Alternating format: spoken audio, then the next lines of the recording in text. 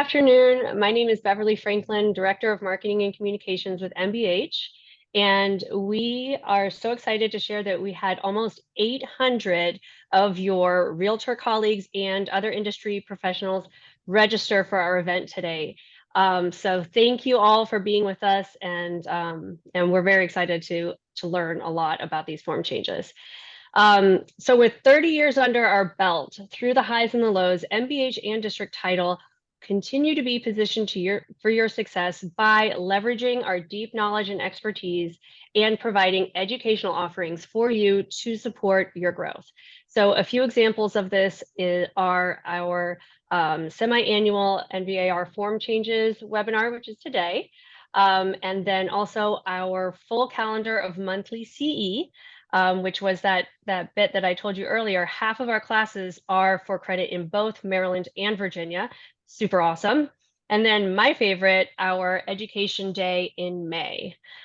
So thank you again for joining us for all these educational offerings we have throughout the year. And I wanted to invite you to follow us, both MBH and District Title, on social media, which is Facebook and Instagram, because we will be releasing more resources to help you with conversations with your clients and shareable content that you can use for educating your sphere of influence on where the industry is. So I do have one more housekeeping item before we get on, and I wanted to let you know, as a lot of you have seen, the chat feature is what we'll be using for questions today. There are so many of you joining us, which is great, but we're going to limit everything to the chat and then get back to you with any questions after the webinar. So now it is my honor to introduce Colleen Sweeney, MBH Managing Attorney and 2024 Chair of the NVAR Standard Forms Committee. Thank you, Beverly. I'm really excited to be here with you guys today. We have a lot of great information to share with you. And this is as Beverly said, the format is a webinar, so I can't answer the questions again since we had so many people sign up. But what I have done is talk to everyone that I know who has presented the forms changes and try to include all of the frequently asked questions in my in the presentation, but I'm sure I've missed some. So certainly feel free to use the chat feature if you have questions so that I can kind of come back to them and answer them. But my goal here today is really to try to make sure that I'm answering them, but we'll follow up with you as well. Again, I am Colleen Sweeney from MBH. I manage the Arlington and the Fairfax office, but more importantly today, I'm sure that you guys are interested in, is that I am the chair of the Standard Forms Committee this year. And with my involvement this year with the Standard Forms Committee, I've been really lucky to be involved with NVAR. I feel very confident that you all are being led by people who truly understand this industry, and Ryan's leadership at NVAR is absolutely phenomenal. So just a little marketing piece here. We do have that calendar that that Beverly just mentioned, and I wanted to make sure that you guys had that QR code if you're interested in signing up for any of the classes. So in terms of some information I wanted to kind of present to you is why I'm doing the class in the format that I am today. So obviously everyone understands that these forms changes are being driven by the NAR settlement and the proposed practice changes. And if you understand the context of that, you're going to be able to use the forms, I think, in the most effective way. And you'll see why they are really efficient form changes. And so my beginning of this presentation is kind of giving you an update of where we are in terms of the lawsuit. So what we're going to do is we're going to start there. So what's the current status of the lawsuit with NAR? Well, they've entered into a proposed settlement, which directly impacts, of course, the NVAR forms and the MLS. And here is a QR code. I'm going to leave it up on the screen and encourage you guys all to read it. It's about 108 pages. I'm not asking you to read all of it. So what I'm telling you is the most important aspects for you as agents can be found in paragraph H, which is entitled the practice changes. And that's on page 27. So here's a really important thing. It's worth noting that some of the more significant required practice changes are already in place in Virginia. And so if you're listening to the news on a national basis, you know, there's a lot of concern and a lot of, you know, there's so much going on. Well, listen, we're in a really good place. NVAR has been great leading in this in a long time. And so these are important changes, but many of the ones that people are really worried about are already in place in Virginia. So again, I encourage you to take the time to go read it, but I'm just for the sense of making sure that we all kind of understand what drove the form changes, I'm going to go through this with you. All right, so this is the summary of the top changes. And of course, the big one, cooperative compensation can no longer be advertised on the MLS. We'll start talking about in a minute what that timeline looks like. Cooperative compensation is no longer required at all, wasn't ever. Cooperative compensation can still be advertised off the MLS, okay? Sellers may offer concessions towards a buyer's closing costs on the MLS. Realtors are prohibited from filtering or restricting MLS listings to the clients based on broker compensation.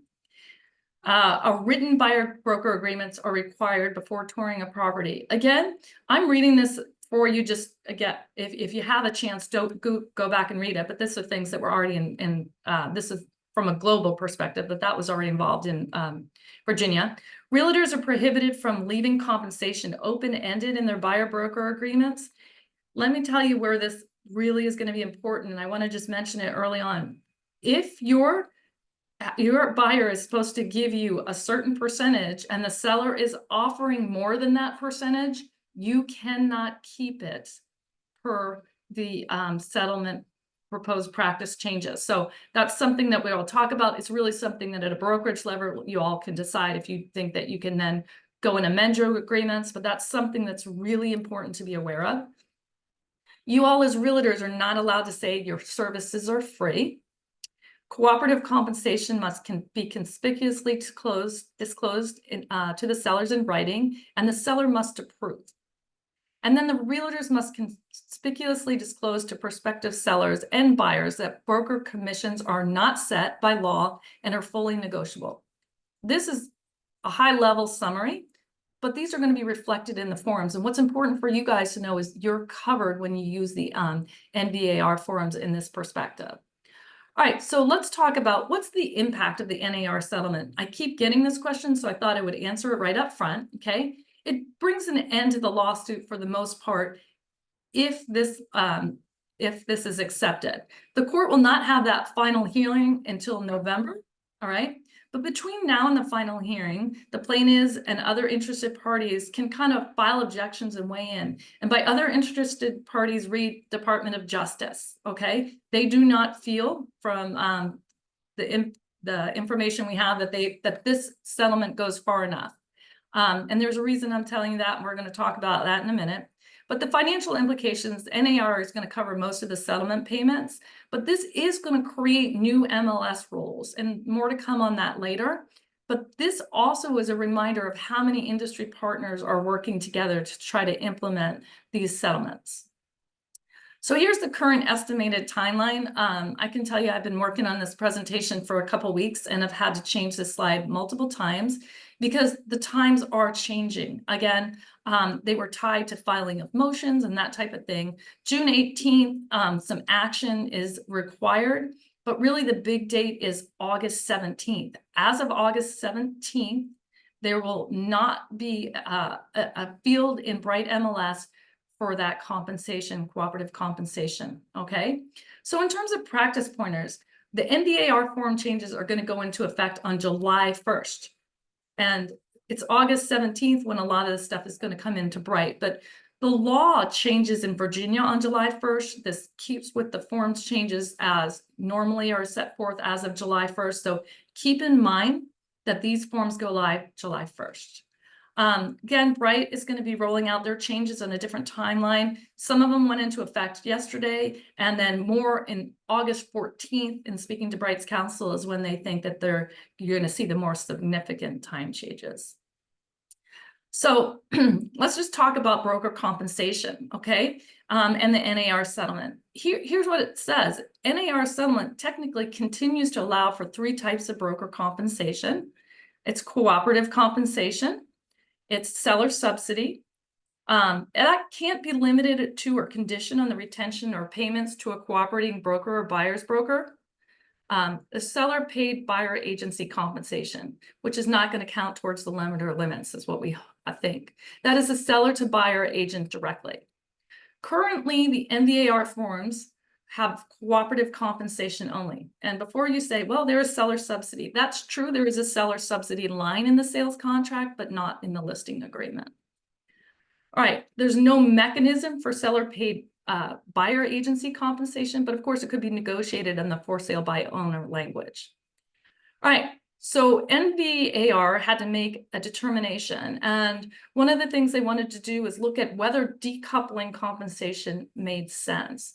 And so in terms of the pros, what they looked at, it proactively anticipates the market changes. Again, these proposed changes are supposed to go into effect August 17th. But the reality is the court is not going to hear this till earliest November. So there's a gray period there. And so that may have caused a lot of changes to continue to happen. So they're trying to anticipate the market changes. Of course, the decoupling is most transparent. It's very clear who's getting paid and how they're getting paid. These forms to use a decoupling approach is more efficient in a dynamic marketplace. And then the parties can negotiate directly on the contract. In other words, it eliminates any need for an addendum. That don't need a broker fee agreement because no more commission splits between the brokers. The challenge is, okay, this is a challenge that you'll see has already being addressed. NAR is already pushing out this information for you guys, as is NVR. You're going to have to be able to demonstrate your value. I feel confident that anybody that truly understands what real estate agents do would see that you're worth every penny of it. It's going to require a lot of education. So ultimately, NVAR wanted to see if this is the way they wanted to go. And one of the things, this is a slide directly from NVAR, and it was a quote that they felt was very important. This is your world, shape it or somebody else will. And so ultimately, what NVAR decided was they're going to go with the complete decoupling. And the reason was they reached out, got significant feedback. Again, Department of Justice has made pretty clear that that's what they want to see happen. NVAR, with Ryan's leadership, they wanted to be really future focused. They wanted to maximize efficiency and ensured continued transparency. I was involved at the Standard Forms Committee level, the Attorney Roundtable Committee.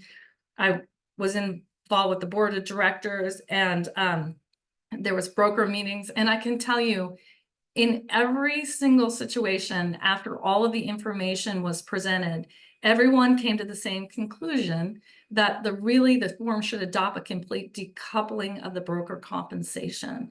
And so this is a really good thing for you all. I think it protects you and is an important aspect as we move forward. So here's the good news. The NVAR forms change, excuse me, changes achieve the stated goal and the required practice changes and more. In other words, they're going to provide you protection. They proactively anticipate the market changes. It's the most transparent manner to address commissions. It's the most efficient in a dynamic marketplace, and the parties are going to be able to negotiate directly on the contract. This is where you're going to really like these form changes preview, because you're going to look at this and see what I'm talking about. It eliminates any need for an addendum. It creates a clear record of what was agreed upon. I can just tell you, as we were talking through this and I was listening to brokers and agents, if you can't print out the MLS, well, how do you determine what the seller is willing to pay to the buyer's agent? And I heard people say Facebook, creating their own web pages. And I can tell you, as a litigation attorney, I didn't want anyone to be walking in with a Facebook post saying, hey, this person owes me $20,000, $30,000, whatever the situation is. So this is an important goal that was being achieved, making sure there's a clear record and everybody understands who's getting paid what and making it enforceable. So there's no need for a broker fee agreement because there are no more commission splits between the brokerages. So practice pointers, education is key. Okay, and again, be prepared to demonstrate your value. So from this context, I really thought that it would be helpful as we get into the form changes to understand what drove the changes and why NVAR has made these decisions. All right, so here we have the $1 million question. What do the forms look like? So we're going to kind of terms of compensation, we're going to be focusing on the exclusive right to sell listing agreement, the exclusive agency listing agreement, the exclusive right to sell unimproved land listing agreement, the exclusive right to represent the buyer agreement, and the residential sales contract. That's where we're going to see the most changes in terms of the compensation. Of course, this is a forms change webinar, so I also want you to know we're going to talk about leasing. The NAR settlement related to decoupling does not apply to leasing, so that's an important change which we'll talk about as well. There's other form changes, the law changes, and so that's an important thing for you guys to understand as well. So big picture here. What does this look like in the forms? Well, the first thing we're going to see is the biggest changes is in the right to sell listing agreements, the agency listing agreement, and the exclusive right to sell unimproved land. Okay, we're all going to take a deep breath together and look at this. So broker compensation is now going to be moved up to paragraph 6. It's going to be called listing broker compensation. This moved up the disclaimer and reordered the subparagraphs. The entire paragraph has been renamed to clarify. Again, this is transparency, and to clarify, this should only be used to address the payments to the listing broker. There's a new subparagraph, additional compensation for unrepresented buyers. NVAR, before these form changes were finalized, they wanted to pull in the brokers and see that there was concern that maybe this was going to create more work if there was unrepresented buyers. So this new subparagraph proactively thinks of how can that be addressed. Again, you can still use that variable rate compensation to address other situations. That's in there as well. And paragraph 6C, the buyer agency compensation was removed as the amount is no longer taken from the listing broker compensation. To be clear, the NVAR forms no longer have a space to allow for commission splits or cooperative compensation. Okay, literally, what does it look like in the forms? Okay, paragraph 6, listing broker compensation is how it's named. You'll see that the language to protect everyone is in there. Listing broker compensation and buyer's broker compensation are fully negotiable and are not fixed, controlled, recommended, or suggested by law or any multiple listing services or association of realtors. Very clear, very transparent.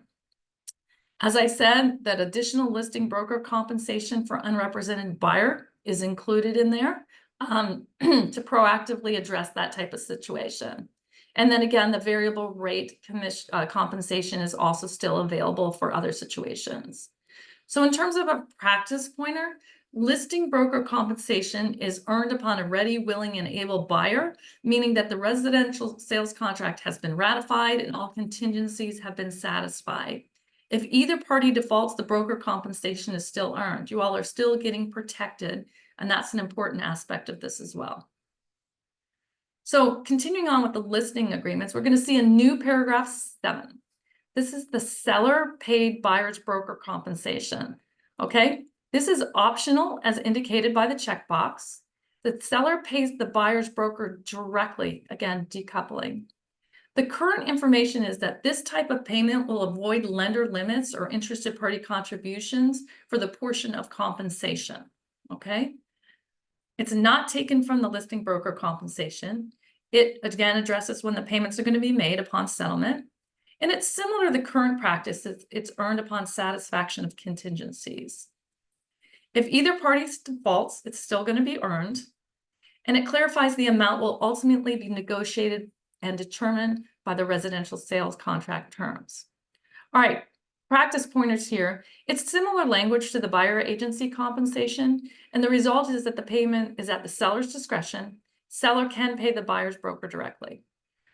Again, remember that after August 17th, current thinking, that's going to be the date. Any compensation offered to the buyer's broker cannot be advertised on MLS. All right, so literally what is paragraph 7 going to look like in the listing agreements? It's the seller paid buyer's broker compensation, okay? You're going to see there, the seller paid buyer's broker compensation is the amount seller will pay to any broker representing buyer in the transaction, and seller will pay, and then it has the formula below. Again, the buyer's broker compensation is payable upon settlement, and the seller understand that buyer's broker compensation is negotiable and will ultimately be determined by a ratified sales contract between the seller and the buyer. So as I told you, I worked really hard in trying to get frequently asked questions so that I could proactively answer them for you. And here's 2 frequently asked questions. Can you advertise the amount? Yes, but not on the MLS. And if you do, be careful with the wording and provide the disclaimer that the amount is ultimately negotiable and subject to what ends up in the residential sales contract, which is now going to be a line item, which we'll get to. You do not need to amend the agreement if the amount changes here, okay? Because the residential sales contract is going to have that information. So more changes here. We're going to now see a new paragraph 8, which is the seller's subsidy. This is going to be optional, and you'll see that with the checkbox. The definition is taken right from the residential sales contract, payment from seller to buyer. The language for options similar to the MLS fields. Again, the NVAR and MLS are trying to work together along with lenders also to make all of this line up in real time. A lot of things are going on, but partners are working together. This may be subject to the lender limits if not applied to the buyer's agent. The buyer is free to use whatever, use it for whatever, a seller subsidy for whatever closing costs they wish. It's not a guaranteed payment for the buyer broker compensation. And these new paragraphs can vary on a case-by-case basis, and they exist for advertising purposes. So you can use both, one, or neither. So seller subsidy, the practice pointer here, seller subsidies can be advertised on the MLS even after August 17th. These are separate than the compensation. If you offer a seller subsidy, the amount cannot be limited to or conditioned upon a buyer having an agent. So that's important things to keep in mind. And ultimately, seller subsidy and seller paid broker compensation should be negotiated on a case-by-case basis. So what is paragraph 8 going to look like? We're going to see that seller subsidy right there. And that is, again, you'll recognize the definition there. In terms of practice pointers, paragraph 7 and 8 offer flexibility for the sellers. They get to determine how do they want to market their property, basically. A seller can offer both types of contributions, either type of contributions, or no contributions at all. NVAR is telling you that if the seller intends to defray the cost of a buyer's agent's commission, it's better to use paragraph 7. It's the most direct method. Okay. So moving on here, there's additional changes not related to compensation. There's 2 types of time periods that run during the course of a listing agreement. We have the agreement term, that's the period of the agreement itself, and the listing term, the period when a seller will start to allow any potential buyer to learn about the property. The seller must, the subscribers for MLS, you're going to have to submit every listing within 2 days of the listing term beginning. That's important for y'all to know. So this is what it looks like, the agreement term and the listing term. This is going to be paragraph 4. And important things here. Beginning in August, probably the 17th, 14th, 17th, Bright MLS will require the listings to be entered into the MLS within 2 days of the listing term, regardless of whether the property is available for showing. I'm going to stay in my lane here and just give you some information that you can find more information about this on Bright. And I'm going to leave this up here for just a second, and you guys can use this QR code. This is a link directly to Bright that gives you more information about this. Again, the forms needed to kind of line up, and you'll see that that was an important part of trying to get this information out there. And so use that QR code if you need it. All right. Additional changes, again, not related to compensation. Trash compactors were removed from common items that convey with the property. But for the NAR proposed settlement, we would have had, this would have been a big slide for us with these little changes. But obviously, I don't want the other things to get lost in this. So I wanted to definitely go through with you some other things as well. The marketing paragraph 13, the MLS marketing was substantially revised, again, trying to make it line up. August 14th, no offers of compensation on MLS.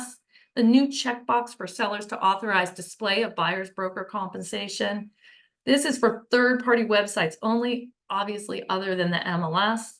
You can display it on your own listings. All right, new Bright MLS rules. Office exclusives. The broker will be able to market within the brokerage or publicly per seller's instructions within the broker's network, not via MLS or the MLS syndicate websites. The 21-day limitation to coming soon removed now can be until the seller is ready to make showing tours available. All right, this next slide really is just me reiterating to you the importance of education here. So Bright is obviously in real time making adjustments to comply with the timelines. I've had a few conversations with their counsel. They're doing such a phenomenal job in an ever-changing industry right now. The lenders are currently receiving and presenting guidance on an almost daily basis. And of course, NVAR is pushing out information to you as well. And the reason I wanted to make sure I, excuse me, put this slide in here. Hold on one second.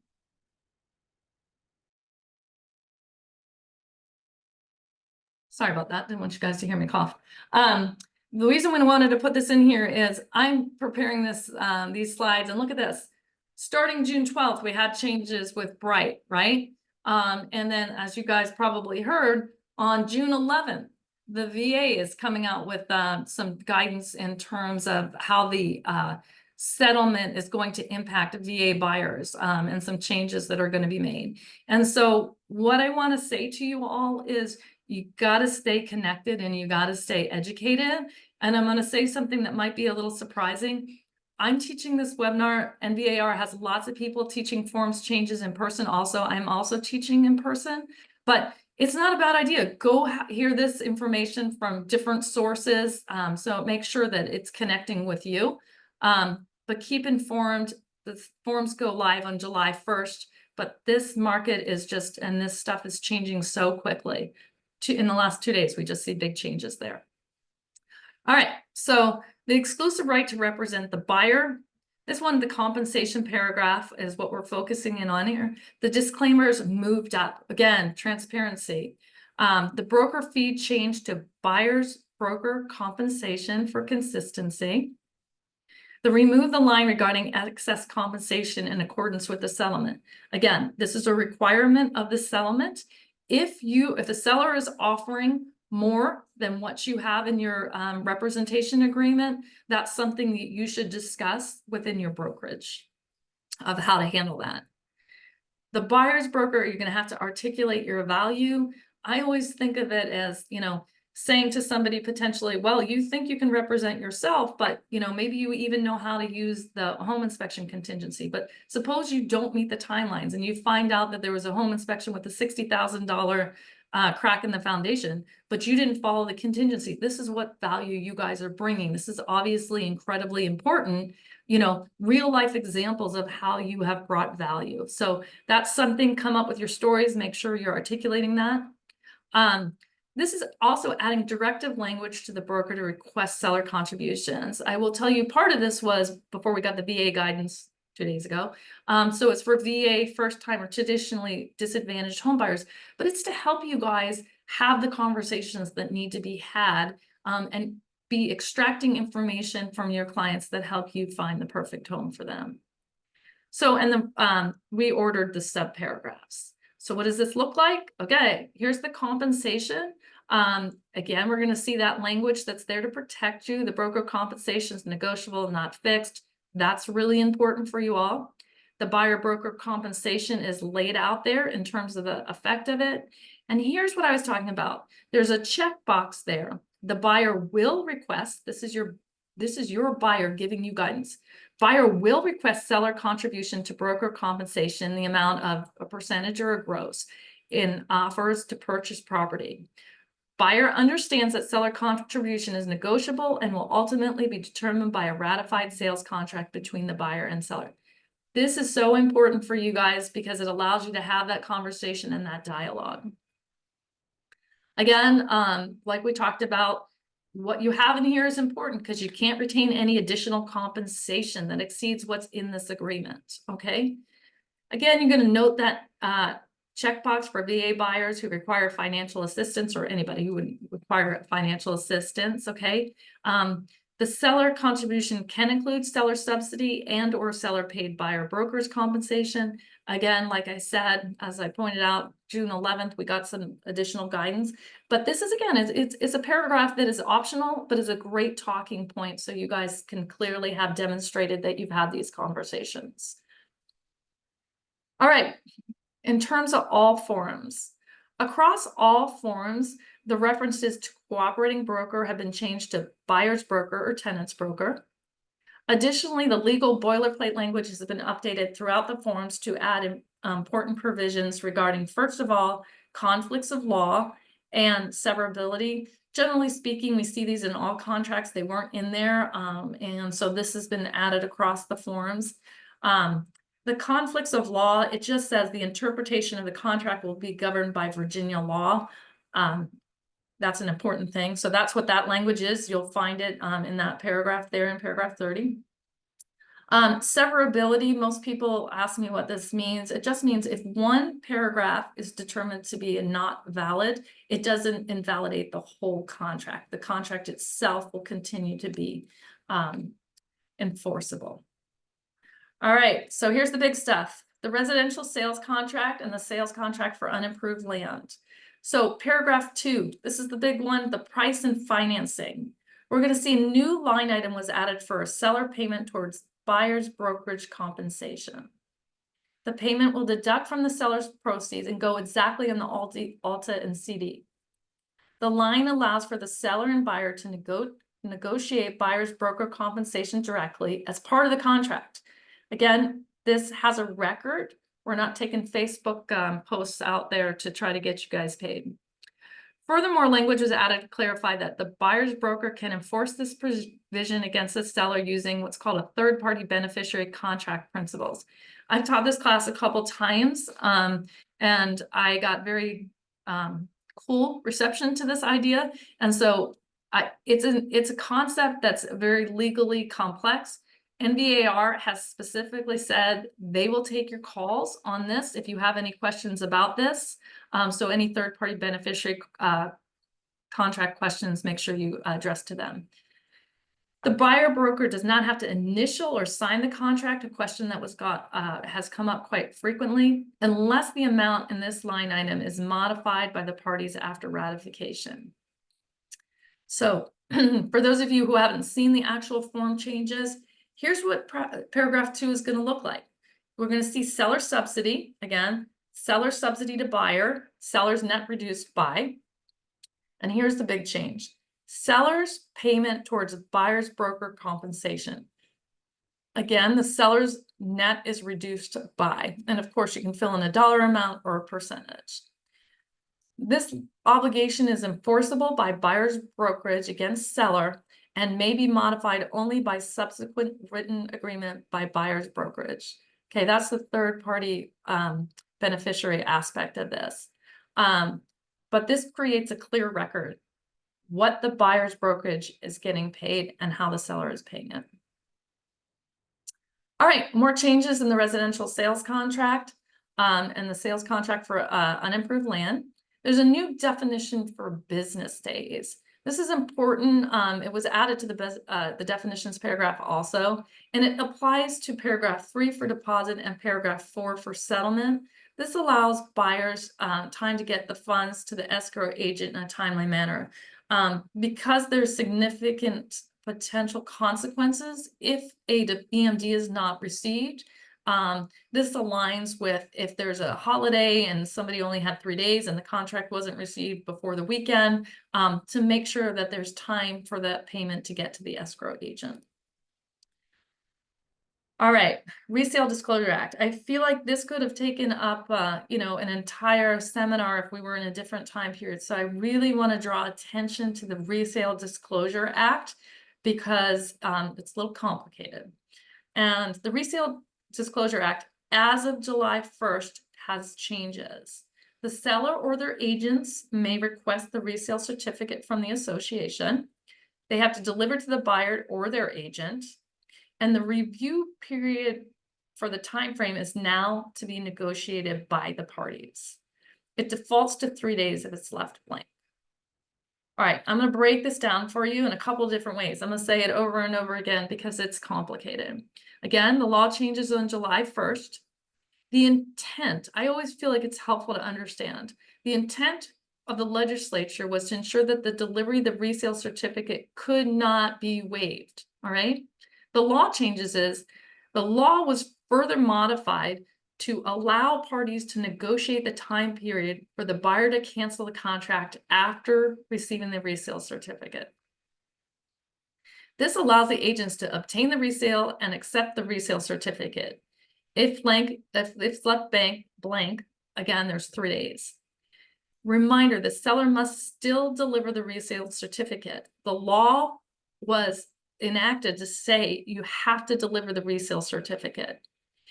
The problem is if you select 0 days, you need to understand it does not negate the requirement to deliver the resale certificate. NVAR recommends providing the buyer with the form K1308, the acknowledgement of adverse consequences, if you're going to do that. So here's what it looks like. Here's the new paragraph, Virginia Resale Disclosure Act. Highlighted some important aspects for you, so you can see that there. But in terms of the step-by-step process, the contract must identify if there's a property is in the property owners association or condo, starting there. You have to do that, always have. Seller or the agent is required to obtain the association a resale certificate and provide it to the purchaser or the agent. The purchaser has the right to cancel the contract until this is done. That's really what's critical here. So from a practice point, this can just be very easily misunderstood. So if you write 0 days in the blank in the second provision, because now that time period is negotiable, right? It doesn't negate the requirement to provide the resale certificate. And this is particularly important because the buyer can cancel until the certificate is provided, even though they don't have any actual time to review it if they have put 0 days. So I feel like it's a trap for the unwary. I'm sure no one meant it to be, but that's the way it is. So again, consider using that NVAR form if you are putting 0 days in there.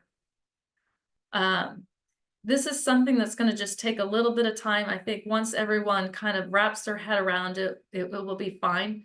Consider not putting in 0 days, and always remember the intent was they don't want to waive the delivery of the resale certificate. So if you start from that concept, you always have to deliver it. That's the law. The 0 days does not negate that.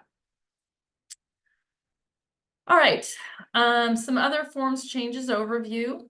The exclusive right to lease listing agreement. This mirrored the non-compensation changes with the listing agreements, added the showing instructions in terms of paragraph 10 of broker duties. The leasing forms are not subject to the NAR settlement, but you still cannot post that offers of compensation on the MLS, just to clarify. There are bare minimum changes. However, the Standard Forms Committee is going to continue to monitor and update depending on the market practices. Since it wasn't required, a lot of these changes weren't made, but it's something that for consistency will certainly be considered. Paragraph 6, the compensation was moved up to paragraph 12. The disclaimer was moved up, and subparagraph C for the commission splits remains renamed to tenant broker compensation. All right, and any amount was actually changed to optional. So this is what the compensation paragraph looks like. I've highlighted a couple of areas there for you in terms of those changes. We had a leasing subcommittee who did a lot of great work in just cleaning some stuff up in this area, so I don't want it to get overshadowed with other things as well. The exclusive right to represent the tenant agreement, again, it's going to mirror the changes in the buyer broker agreement.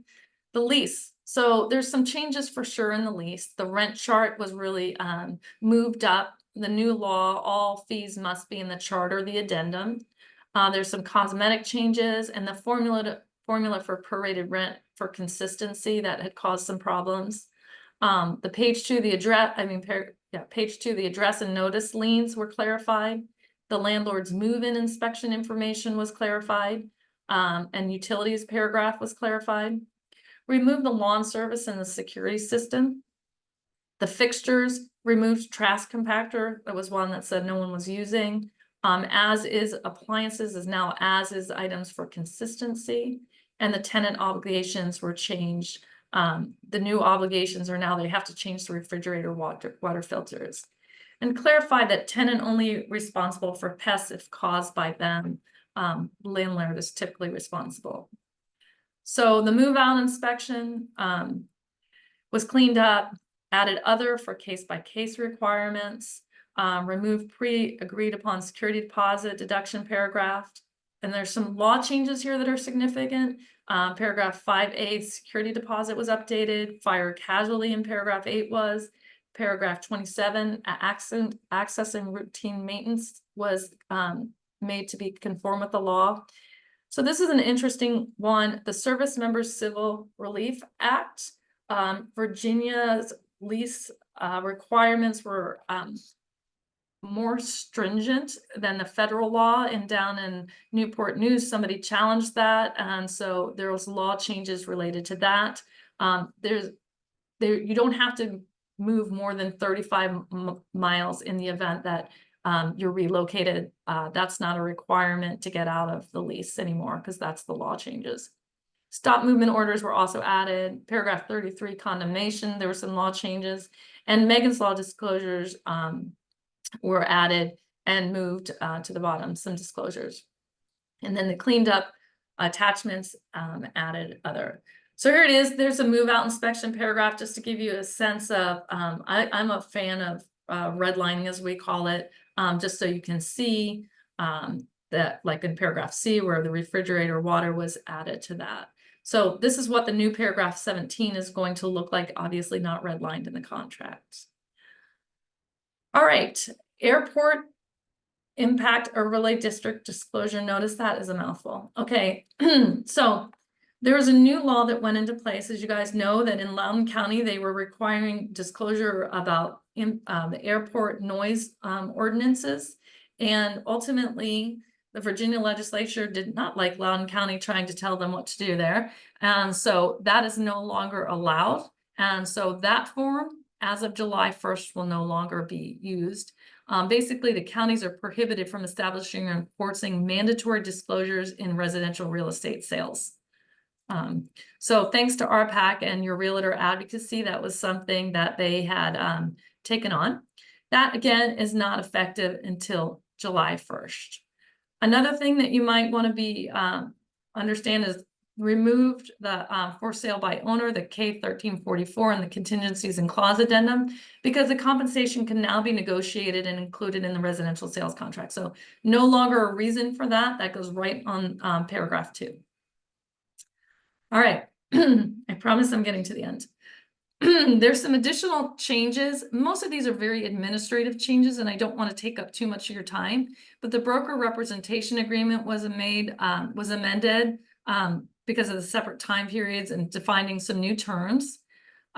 Extended, the listing period was removed to extend the agreement term and change the listing term.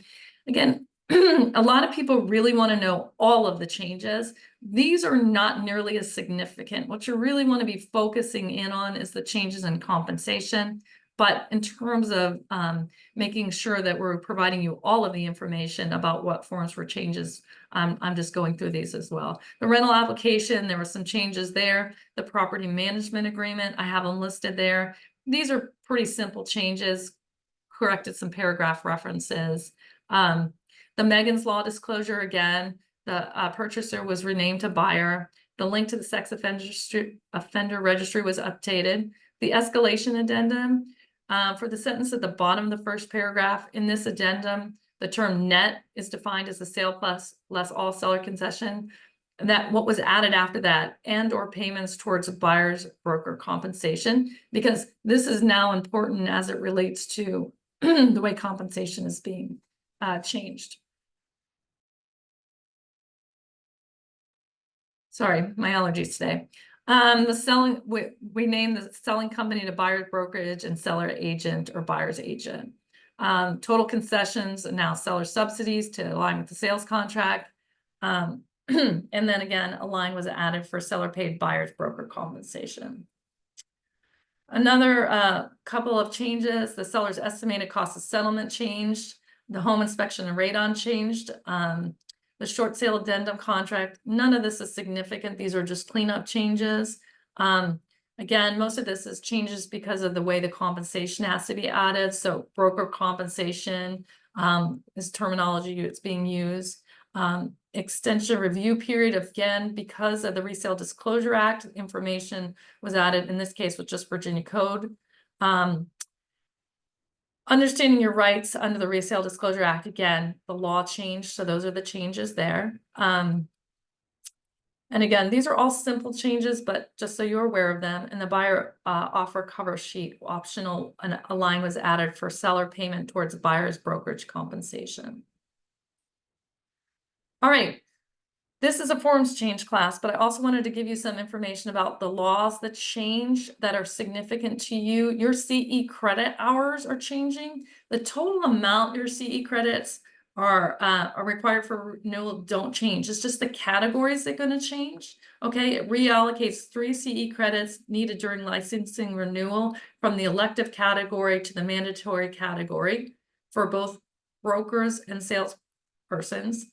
This is beginning the renewal cycle following July 1st, 2024. So although the law is going to affect on July 1st, we do not know for sure the timeline of when this is going to go into effect in terms of the renewal cycle.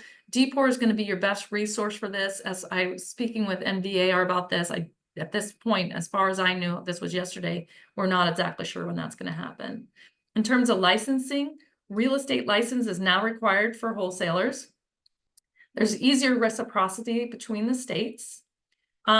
The Unfair Real Estate Service Agreement Act, this one's a really interesting one.